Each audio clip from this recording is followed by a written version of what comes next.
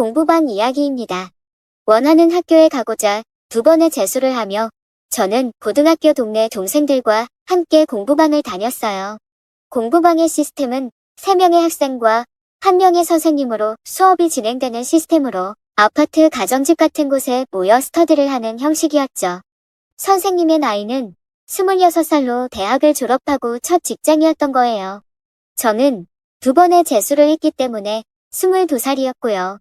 처음엔 어린 선생님이라고 했을 때 나이 차이가 많이 나지 않아 시기와 질투가 섞인 반항심이 컸던 것 같아요. 선생님이 졸업하신 학교가 제가 그렇게도 가고 싶어 몇 번의 재수를 하며 도전하는 학교였거든요. 지금 생각해보면 참 어린 동생들 앞에서 그게 무슨 행동이었나 싶은 생각이 들기도 하네요.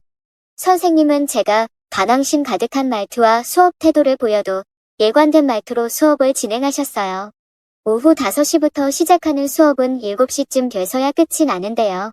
수업 시간에 잘 따라오지 못한 학생은 조금나마 선생님과 1대1 보충 수업을 하게 되죠. 가끔은 집에 들어가기 싫어 일부러 보충 수업을 하기도 했어요.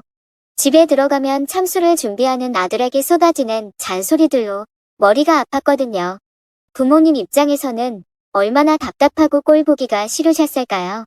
부모님 나이가 되어가다 보니 그때 잔소리를 하신 이유를 알 수 있을 것 같아요. 공부방 선생님은 제가 원하는 학교에 갈 수 있도록 최선을 다해 도와주신다고 저에게 믿고 따라와 달라고 말하셨어요. 부모님께 그동안 실망만 안겨드렸으니 이제 재수는 그만해야 되겠다는 생각을 하고 선생님을 믿고 따랐죠. 수업이 끝난 뒤 항상 조금 더 나아 질문을 하면서 공부를 했어요. 그렇게 선생님을 향한 시기와 질투가 끝이 나고 선생님을 향한 믿음을 가지게 되었죠. 제 시선에 선생님은 얼굴도 이쁘고 몸매도 뛰어난데 거기에 공부까지 잘하는 완벽한 여자로 보였어요. 하지만 준비하는 것이 있는 만큼 선생님을 그 이상으로 볼 수가 없었죠. 항상 마음에 생각하고 있는 것은 원하는 대학에 붙고 나면 선생님께 꼭 다시 한번은 해보자라는 마음을 가지고 공부하였죠. 수능을 앞둔 친구들에게 요즘엔 응원하는 말조차 하지 말라는 말 있는 거 아시나요? 응원과 격려가 더욱 큰 부담감으로 다가와 그냥 화이팅이란 3글자가 최고의 말이라고 하는데요. 선생님은 항상 화이팅이라고 크게 외쳐주시며 마음을 다잡을 수 있도록 해주셨어요. 그러던 어느 날 이미 대학에 다 붙고 군입대를 앞둔 친구가 술 한잔 하자고 전화가 왔어요. 너무나도 나가고 싶었지만 부모님께 받아 생활하는 용돈이 다 떨어지기도 했고 나가봤자 이들은 학교 얘기하느라 정신없을 텐데 가서 뭐 하나 싶은 생각에 술자리에 참석하지 않았어요. 이렇게 하나 둘 친구를 잃어가고 멀어진다는 것을 느끼던 때였죠. 그리고 그날도 어김없이 수업을 위해 공부방으로 향했죠. 수업이 진행되는 동안 친구들과 술자리 약속이 얽매여 집중을 하지 못하였어요. 어차피 가지 못할 거 가지 않을 거 훌훌 털어버리면 좋으련만 성격이 그런 성격이 되지 못할 속으로 혼자 끙끙 앓았죠. 수업 후 선생님께서 잠시 나무라고 하셨어요. 수업을 따라가지 못하는 저를 따로 나누라고 하신 것이었는데요. 아이들이 가고 난 후 선생님께서는 저에게 무슨 걱정이나 고민이 있는지 여쭈어 보셨어요. 낮 동안에 있었던 친구의 술 약속 전화로 인해 계속 신경이 쓰여서 그랬다고 조심스럽게 말을 시작하였죠. 선생님께서는 가고는 싶지만 친구들의 대화에 끼지 못할 것 같고 자존감이 낮아진 저를 충분히 이해하신다며 다독여 주셨어요. 그리고는 그까짓 술 한 잔 선생님이 사준다며 나가자고 하더군요. 그렇게 선생님과 둘이 근처 술집으로 향했어요. 선생님은 그동안 힘들었던 일들을 오늘 다 풀어내고 내일부터는 다시 새로운 마음으로 공부를 시작하자며 건배를 제의하셨죠. 나이 차이도 많이 나지 않아 말도 잘 통하여 동네 누나와 술 먹는 기분으로 술자리 내내 즐겁기만 했어요.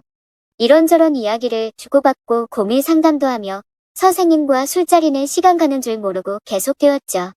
오랜 시간 동안 마신 만큼 선생님과 저는 기분 좋을 정도로 취기가 올라 있었고 선생님과 저는 자리에서 일어났어요. 선생님은 제가 사는 곳과 멀지 않은 곳에 살고 계셨기에 집 앞까지 모셔다 드리기 위해 걸어가는데 취기가 오른 선생님이 저에게 팔짱을 끼는 것이에요. 그런 선생님의 얼굴을 보니 설레이는 것이에요. 마음을 다잡고 선생님 댁 앞에 도착했고 선생님을 안전히 모셔다 드린 후 저는 집으로 오게 되었죠.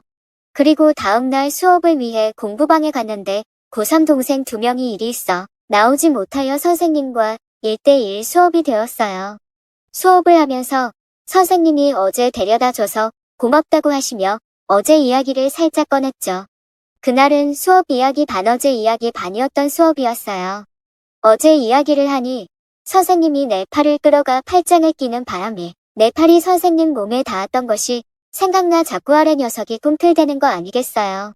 당장이라도 뚫고 나올 기세에 이 녀석이 부끄러워 옆에 놓여있던 가방을 다리에 올려놓고 있었더니 무언가를 알고 계시다는 표정으로 왜 그러냐고 물어보시는 거예요.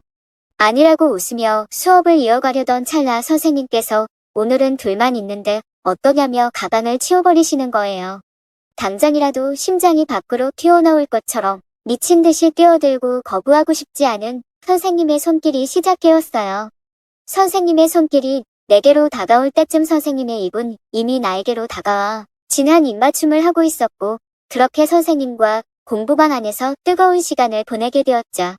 아무도 없는 공부방 안에는 선생님과 나의 열정으로 가득 찼고 둘의 흥분은 걷잡을 수 없을 만큼 커져 서로를 더 뜨겁게 만들었어요. 선생님은 처음 내가 공부방을 왔을 때부터 상주를 시작하는 성인이라는 것을 알았기에 대하기가 불편했지만 그래도 선생님과 제자의 사이이기 때문에 중립을 지키느라 힘드셨다고 하셨어요.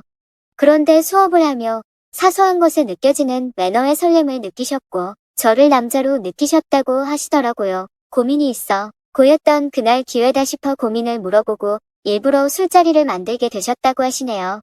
선생님 마음속 얘기를 듣다 보니 더 흥분해 선생님을 놓아주기가 싫어 계속해서 안고 입맞춤을 하고 있었어요. 그렇게 밤늦은 시간까지 선생님과의 뜨거운 시간은 계속되었고 눈이 풀리고 다리에 힘이 풀릴 정도로 열정적인 사랑을 나눴어요. 매일 수업이 끝난 뒤엔 나머지 공부를 한다고 하고 선생님과의 사랑을 나누는 것이 일상이 되었죠.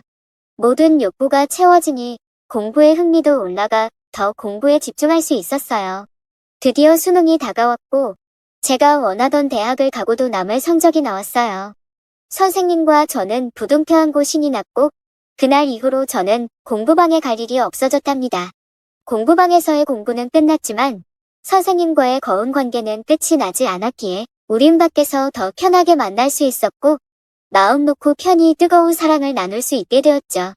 얼굴도 이쁘고 몸매도 좋고 공부도 잘했던 완벽한 선생님은 나의 연인이 되어 지금까지도 마음으로 몸으로 사랑을 나누는 사이랍니다.